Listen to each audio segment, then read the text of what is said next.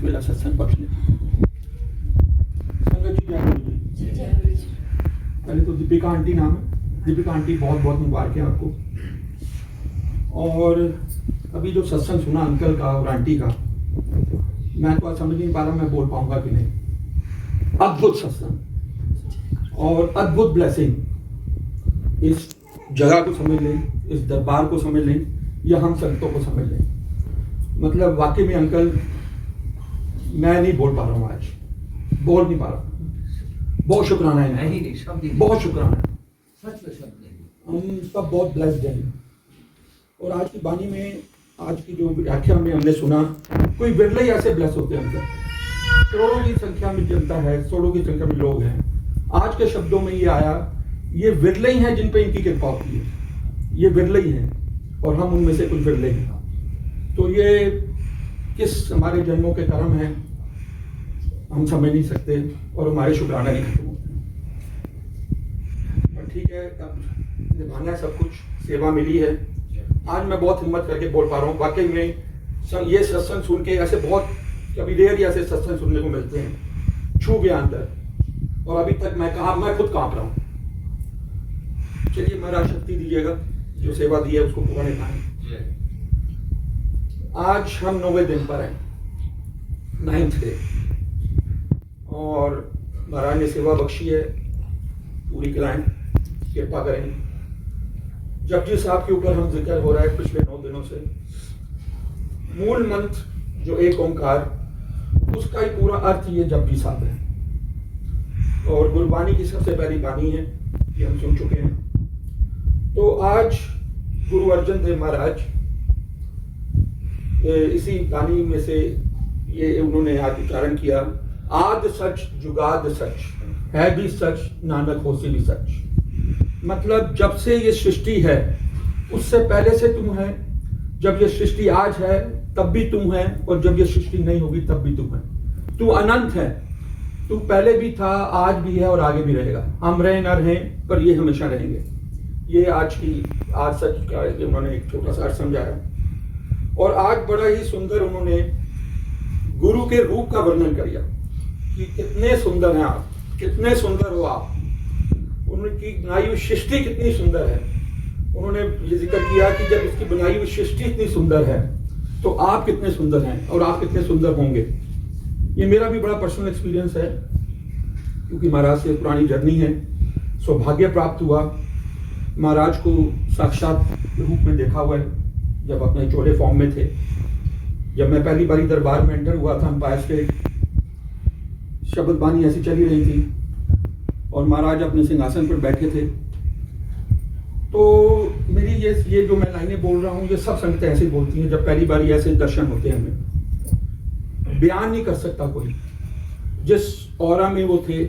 आज आप स्वरूप ही देख लें, आज स्वरूप फ्रॉम भी देख लें, कोई भी स्वरूप देख लें, यहाँ वहाँ आपके घरों में, उनके स्वरूप में इतना नूर है, उनके स्वरूप में इतनी मस्ती है, उनके स्वरूप में इतनी उनकी स्माइल, उनकी आंखें, उनके अंदाज।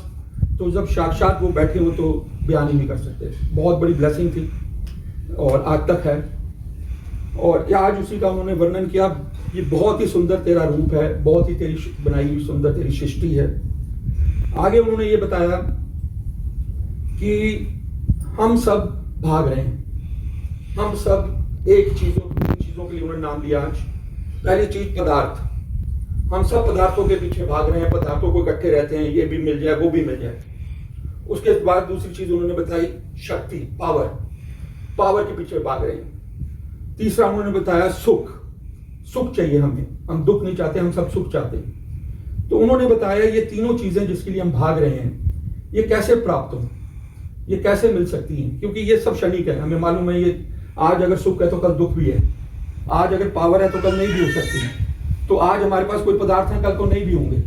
तो उन्होंने इन चीजों के बारे में बताया कि सिर्फ एक ही चीज है जो कि हम जो उनको याद करें, उनका सत्संग करें, उनका शुक्राना करें और सब कुछ उनके लिए समर्पण कर दें अपने आप को, तभी ये चीजें का आनंद हमें मिल पाएगा। उनकी नजर होगी तो हमें ये सब चीजें मिलेंगी। हमें अपनी मर्जी से नहीं मिलती, हमें कृपा से नहीं मिलती, उनकी कृपा से मिलती। तो बहुत ही सुंदर आज एक उनके रूप का वर्णन, सृष्टि के निर्माण का वर्णन, और उसके बाद ये हम जो चीज़ों को हम जिसके लिए हम भाग रहे हैं उसकी सिर्फ प्राप्ति है सिमरन, उनको याद करना। और ये कुछ समय ऐसे होते हैं, जैसे आज अमृत वेला की बात है, गुरु ने बार बार यही कहा कि अमृत वेला संभालिए।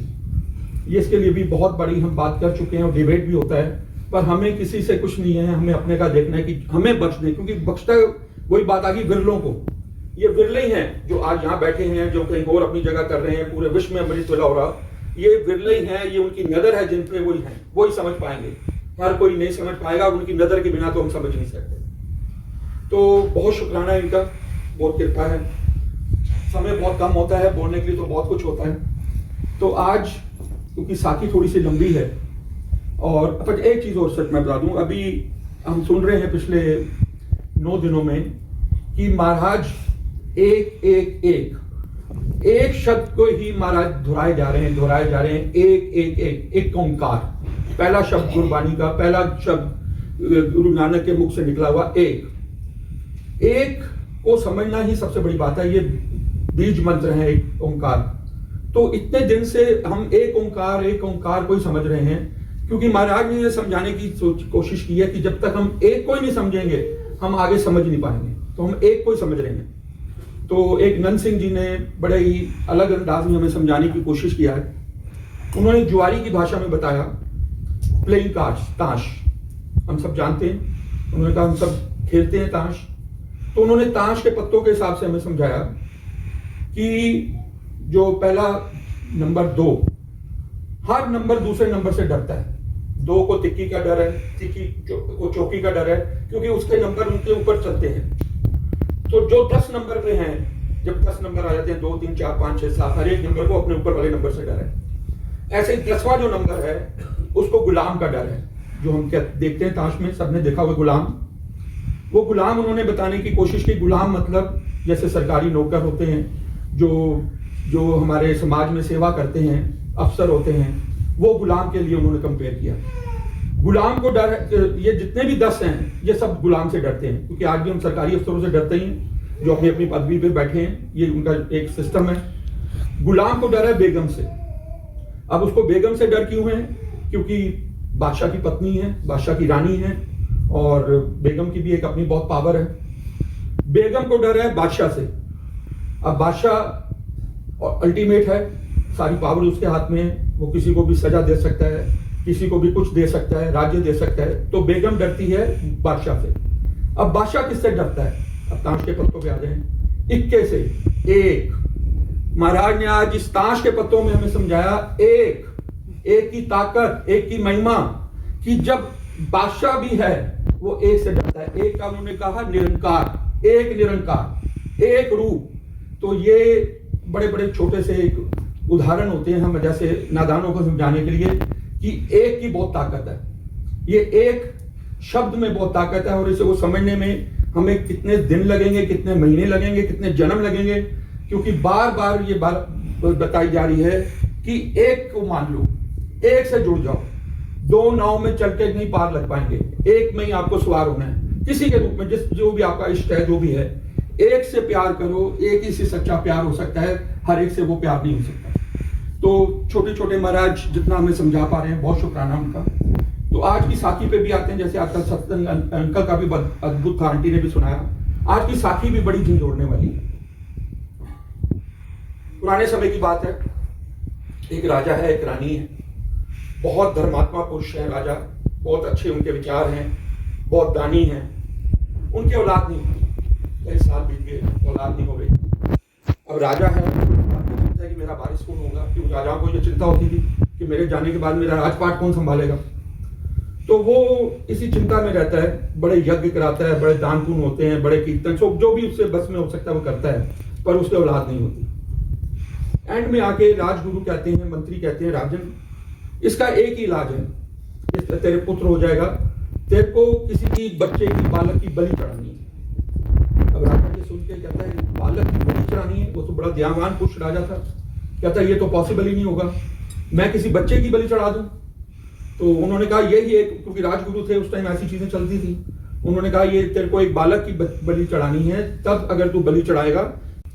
राजा ने बड़ा सोचा प्रजा के लिए। उसने कहा ठीक है, जो उनके राजगुरु थे, मैं आपकी बात मानता हूं, पर मैं उसी बच्चे की बलि चढ़ाऊंगा जो माँ बाप अपनी मर्जी से अपने बच्चे को बलि चढ़ाने के लिए तैयार हो जाएगा। हम नहीं कहेंगे किसी को पकड़ के ले आओ बच्चे को। जो माँ बाप अपने बच्चे को खुद बलि चढ़ाने के लिए ले आएगा, अगर ले आया तो मैं उसकी बलि चढ़ाऊंगा। और शहर में ऐसे ऐसे राजा ने फरियाद की है कि कोई भी परिवार में अपने बच्चे को ले आए, उसकी बलि चढ़ाई जाएगी और उसको जो मांगोगे वो मिलेगा, जितने राज्य दौलत जो मांगेगा मिलेगा। अब सब लोगों ने सुन लिया, परिवार मतलब गांव वालों ने, शहर वालों ने। एक परिवार था बहुत गरीब परिवार था। उसके 6 बच्चे थे, 6 बालक थे और बड़ी मुश्किल से गुजारा होता था, गरीबी से गुजर रहे थे। 6 बालकों में से जो उसके 5 बालक थे बड़े, जो सबसे छोटा था, उससे 5 जो बड़े थे, वो सब मेहनत करते थे, काम करते थे, घर में कुछ पैसा कमा के लाते थे, थोड़ा बहुत घर चलता था। जो सबसे छोटा बालक था, जो सबसे छोटा बच्चा था उसका, वो काम की तरफ उसका ध्यान नहीं जाता था, बहुत कम ध्यान पाता था। पर वो जब देखो सिमरन करता रहता था प्रभु का। उनको पहले से बचपन से ही कुछ हम देखते हैं, बच्चों में यहाँ पे भी देखते हैं, तो बच्चों को वो सिमरन करता रहता था, वो काम की तरफ ध्यान नहीं। माँ बाप की नजरों में वो निखट्टू था कि ये किसी काम का नहीं है, ये जब देखो ध्यान में लगा रहता है, पता नहीं क्या करता रहता है, कहाँ बैठ जाता है, क्या करता है। अब उस माँ बाप ने सोचा कि हमारी गरीबी का अंत नहीं हो रहा, हमारा गुजारा नहीं हो पा रहा, तो हम एक करते हैं, इस निकट्टू की बलि चढ़ा देते हैं, और कोई चारा नहीं। ठीक है, माँ बाप हैं, पर करनी देखो महाराज की। वो तैयार हो गए कि हम अपने बालक की बलि चढ़ाएंगे। चल पड़े, छोटे बालक को साथ लिया उसने, पिता ने, और ले जा रहे राजा के पास। रास्ते में जो छोटा सा बालक, बहुत छोटी उम्र, पूछता अपने पिता से, मुझे कहाँ ले जा रहे हो? वो कहता है कि बलि चढ़ाने ले जा रहे हैं। वो कहता है बलि क्या होता है? वो कहता है, उसका पिता कहता है कि बलि तेरी सर धड़ कर अलग कर दिया जाएगा, और उसको इस तरीके से बलि के बारे में बताया जाता है। वो पिता की तरफ बड़े ध्यान से देखता है, उसकी सांस एक किस्म से हिल जाती है। बच्चा है पर इतना तो समझ रहा है कि मेरा पिता है और मुझे बलि चढ़ाने के लिए, मुझे मारवाने के लिए ले जा रहा है। बड़े उससे देखता है कि मन से सोचता है ये मेरा पिता है, मेरी बलि चढ़ाने के लिए ले जा रहा है। पर नादान है, बच्चा है, पर सूरत ऊपर वाले से भी जुड़ी हुई है। चल रहा है उसके साथ साथ। राजा के जहाँ पे अरेंजमेंट था, पहले बता दिया गया था कि ऐसे ऐसे एक परिवार अपने बच्चे को लेकर आ रहा है बलि चढ़ाने के लिए। राजा जब बच्चे को देखता है, उसके अपने आंसू ये होते हैं। रानी भी बहुत अच्छे उसकी है प्रवृत्ति की, वो भी बहुत उदास होती है कि हम क्या करने जा रहे हैं। अपने सुख के लिए कितने सुंदर, इतने प्यारे हुए बच्चे वाली बात आ गई, तो बात वो भी लेट हो रहा है कि उस बच्चे की बलि चढ़ने जा रही। क्या उसको प्रजा का भी ध्यान है, उसको बालक भी चाहिए, उसको अपने लिए चाहिए, प्रजा के लिए बारिश चाहिए। तो तैयारी हो गई कि बलि की। अब राजा बच्चे से पूछता है कि तुम अपनी मर्जी से आए हो, तुम्हें पता है तुम्हारे साथ क्या होने वाला है? उसने कहा बिल्कुल मालूम है राजन, मेरी आज बलि चढ़ाई जाएगी, अब मैं अपनी मर्जी से आया हूँ। तो उसके बाद जब ऐसी हमेशा में जब भी फांसी भी होती है, जब भी ऐसी कोई चीजें होती हैं, तो अंतिम इच्छा पूछी जाती है। राजा ने बच्चे से पूछा, अपने छोटे से बच्चे से, बेटे तेरी कोई अंतिम इच्छा? उसने कहा हाँ मेरी एक अंतिम इच्छा है, मैं खेलना चाहता हूँ। बच्चा है, मैं खेल खेलना चाहता हूँ। मैं ठीक है, इजाजत है, खेल। वो बच्चा मिट्टी होती है, मिट्टियों को इकट्ठा करता है, एक ढेरी बनाता है, मिट्टी से दूसरी ढेरी बनाता है, मिट्टी से तीसरी ढेरी बनाता है, छोटे छोटे पहाड़, और एक चौथा और ढेरी, 4 ढेरियां बना देता है। सब देख रहे हैं ये कर क्या रहा है बच्चा। ढेरी बनाता है तो पहली ढेरी के आगे आके खड़ा हो जाता है, अंदर ही अंदर तो बोलता है और उस ढेरी को लात मार देता है। दूसरी ढेरी के आगे खड़ा हो जाता है, फिर ये ऊपर में कुछ बोलता है, फिर उस दूसरी ढेरी को लात मार देता है। तीसरी ढेरी के पास आता है, फिर कुछ बोलता है मन में, छोटा नादान बच्चा, और फिर उसको ढेरी मार देता है। चौथी ढेरी के पास जब वो पहुंचता है, वहां पे उसको लात नहीं मारता, उसके आगे नतमस्तक हो जाता है, झुक जाता है उसके आगे। क्या बोलता है आगे पता लगेगा। जब ये सब कर लिया उसने, तो राजा ये सब देख रहा है। उसने पूछा कि बालक ये तो क्या कर रहा था? ये तूने ऐसी ढेरी बनाई, फिर एक को लात मारी, दूसरी को मारी, तीसरी को, चौथी को तूने लात नहीं मारी, मेरे को बता दिए। उसने कहा राजन, ये जो मैंने पहली ढेरी बनाई थी, ये तेरी ढेरी बनाई थी, राजे की ढेरी, कि मैंने उसको ये सोचा, अरदास की कि राजन राजा होता है रक्षा के लिए, और तू ही मेरा भक्षक बन गया, इसलिए मैंने तेरी को लात मार दी। ये ढेरी तेरी बनाई थी मैंने। दूसरी ढेरी, उसके बारे में वो बताता है, ये मेरे माता पिता की ढेरी है। जिस पिता ने, जिस माँ ने मुझे जन्म दिया, वही मेरी आज भक्षक बन गई है, वही मेरी बलि चढ़ा रही है। तो इसका मतलब मेरे माँ बाप भी मेरे काम नहीं आ रहे हैं आज, उन्होंने ही मेरे को इस रास्ते में डाल दिया कि बलि चढ़ाई जाएगी, उन्होंने उसको भी लात मार दी। तीसरी ढेरी के जब आगे आया तो उसने बताया कि ये मैंने प्रजा की ढेरी बनाई थी, कि आज ये प्रजा सारी तमाशा देखने आई है कि एक नादान बालक की कोई भी खड़ा नहीं हो पा रहा, कोई भी इसके ऊपर मजबूरी भी थी, पर उसकी भावना थी। उसने तीसरी ढेरी जो बनाई कि ये मैंने प्रजा की ढेरी है। अब राजा बड़ा उत्सुक है, ये चौथी ढेरी पे तुमने लात क्यों नहीं मारी? उसने कहा ये चौथी ढेरी मैंने अपने प्रभु की बनाई है, जिसको मैं सिमरन करता हूं, जिसमें मुझे विश्वास है कि यही मुझे आके बचाएगा, मैंने इनके आगे मस्तक हो गया। ये देखिए छोटे छोटे लेसन हमें देते हैं विश्वास के और उसके। तो ये चौथी मैंने ढेरी अपने उस प्रभु के लिए बनाई है कि तू ही है। अब मैंने सारा संसार देख लिया, सब देख लिए, राजा देख ली, प्रजा देख ली, माता पिता तक देख लिए।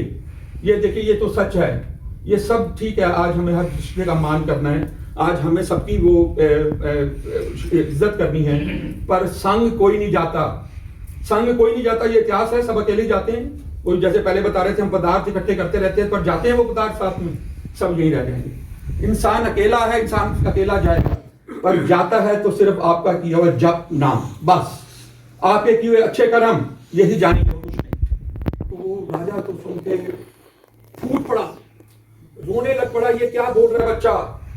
उसकी तो अंतरात्मा पहले ही बड़ी परेशान थी। उसने तो कहा, अपने मंत्रियों को बुलाया गुरुवर, कि इस बच्चे का ज्ञान देखो, आज तो इसने मेरे और ज्ञान के खोल दिए।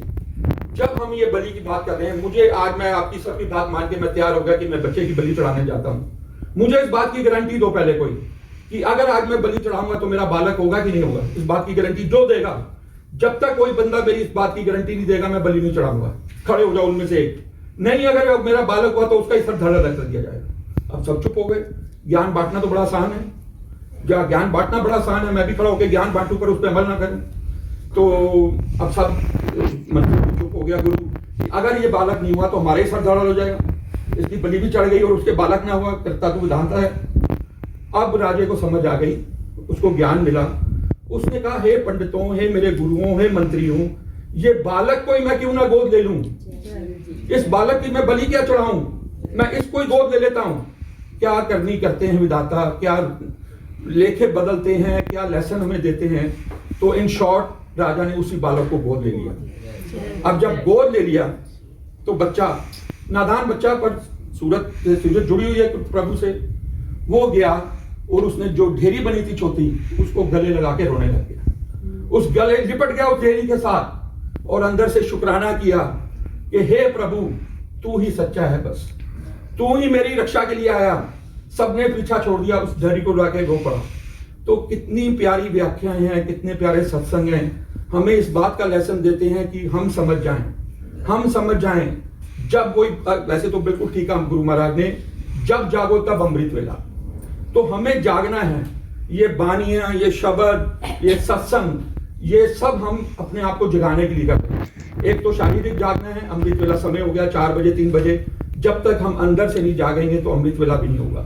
अंदर से हमें जागना है, हमें समझना है। बार बार हम सुनते हैं बानियों में और इस शब्द बानी की ताकतों में, इस सिमरन की ताकतों में, पर ये यकीन मानिए, अगर आप सच्चे भाव से जुड़ जाएंगे किसी भी प्रभु से, इन गुरु महाराज से, इनकी बख्शिश जब हो जाएगी, तब दुनिया की कोई भी ताकत आपका कुछ नहीं कर। तो बहुत बहुत शुक्राना।